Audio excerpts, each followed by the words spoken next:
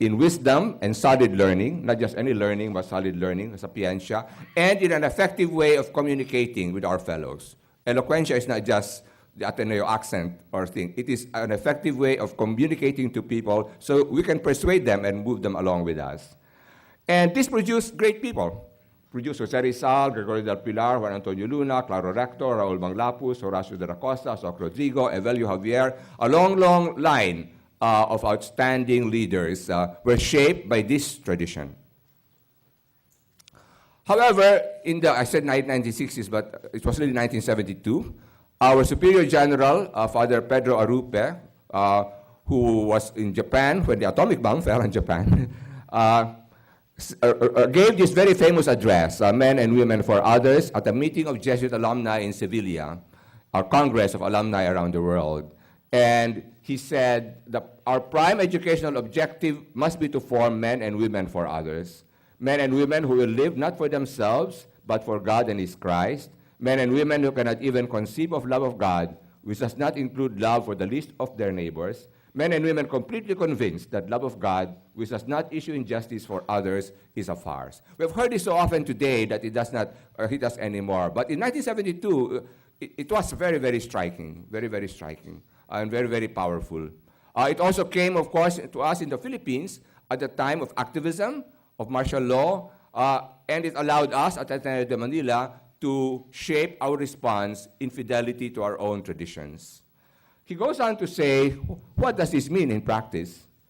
What does this mean in action and practice? He has 3 points. He said, we should live more simply so that we basically stop this spiral of luxurious living and social competition. Secondly, to reduce privilege in favor of the underprivileged, something we have to struggle to learn. Let there be men and women who will bend their energies not to strengthen positions of privilege, but reduce privilege in favor of the underprivileged. And our basic point of reference must be the truly poor. And finally, he says, you must aim to transform structures of society. Forming individuals is good, but not enough. We must transform society. And the themes that you will listen today will really respond to that theme.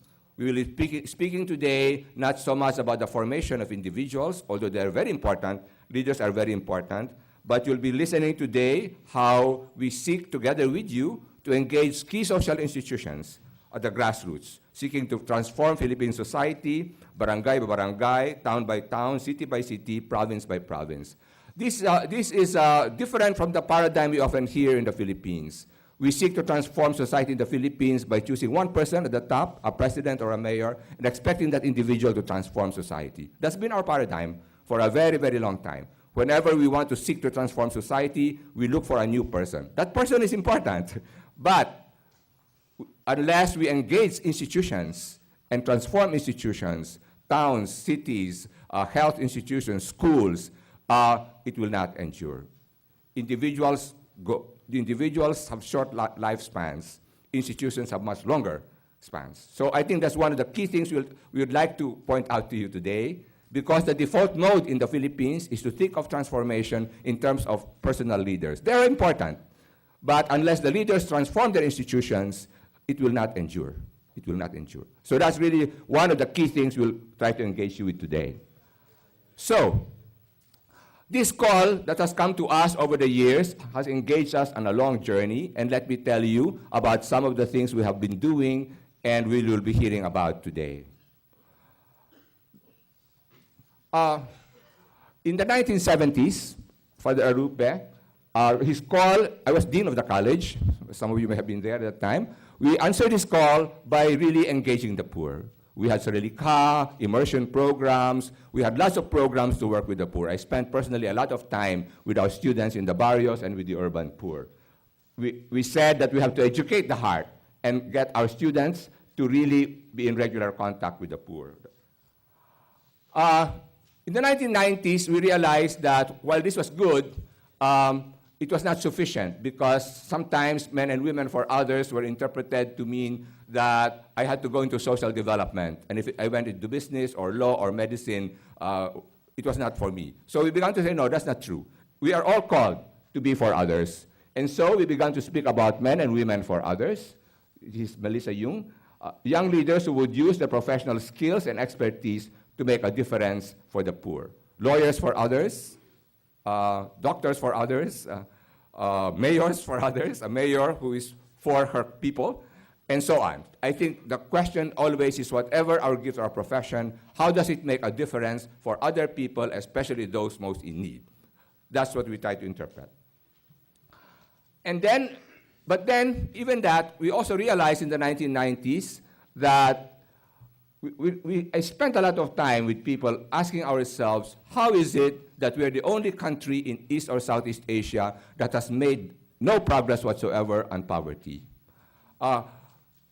Indonesia is corrupt too, just like us, maybe sometimes even more.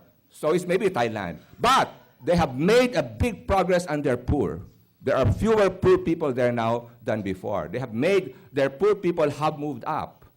So we tend to solve problems by saying we get rid of corruption and from then on things will be fine. But we've been forced to reflect and we'll say, but you know, that is not true. We look at neighbors with high levels of corruption, and yet they have made progress for the poor. Why? They paid attention to their poor, basically. They really paid attention to their... If you go to Indonesia, you'll see that. See, in Thailand, you'll see that. So we began to say to ourselves, no, this is not a simple problem. We began to realize that at the heart of the unchanging landscape of poverty were weak or soft institutions. The institutions that should be bringing the poor out of poverty were not working. And we needed to engage that. And so we decided, among others with Dr. Bengzon, when I came as president, that beyond forming individuals, we had to engage key social institutions. And that will be very key today. So first, when I became president in 1993, a long time ago, and Dr. Bengzon joined me in 1994, we had worked together a lot in the effort to, in EDSA 1, produce the Cory government. Two of us ran a lot of workshops for Cory's cabinet. We said to ourselves, we have so many graduate schools of business. We believe that it's very important to give management expertise for the people who manage our money and our financial institutions. But we don't have any institutions to educate political leaders. We don't seem to think that wielding power requires expertise. It's very strange, isn't it? Power is a very important thing, and yet we don't think of training people to wield power. And so we said, one of the first things we did was we decided that we would put up a school of, I missed this part. I'll come back. We also realized, my apologies, that's the next slide. We also realized that when we talk about poverty, I was guided very much by the writings of Amartya Sen, who says that poverty is a poverty of resources, lack of money or lack of opportunity, but there's a deeper poverty, and he says it's the poverty of capability. The best example I can give is that if you go to a squatter area and you offer a job to a person pero walang pinag-aralan or may TB, you could offer the money or the opportunity pero walang mangyayari because he does not have the capability. And the key capability builders, he said, are basic education and basic health.